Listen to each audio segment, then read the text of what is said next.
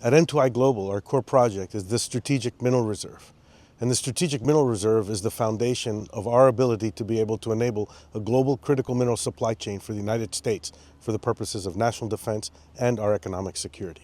I'd like to thank the Hoover Institution for highlighting the need for a Strategic Mineral Reserve. They highlighted this in a recently published paper called A Multilateral Commercial Stockpile for Critical Minerals, dated the 10th of August. In this paper, the Hoover Institution talks about three key takeaways, the first of which is a stockpile. At M2i Global, we've been developing the Strategic Mineral Reserve, of which is a large platform, but it has a component which is a stockpile of critical minerals. The critical minerals that we will be stockpiling will be those that are most vulnerable to China's disruption of that flow into the United States. The second key takeaway of the Hoover Institution's paper is storage of critical minerals. At M2i Global, we've been working with the Hawthorne Army Depot, a federal installation and actually the largest ammo depot within the inventory in the United States, to establish a location where we will begin to store critical minerals as they flow in.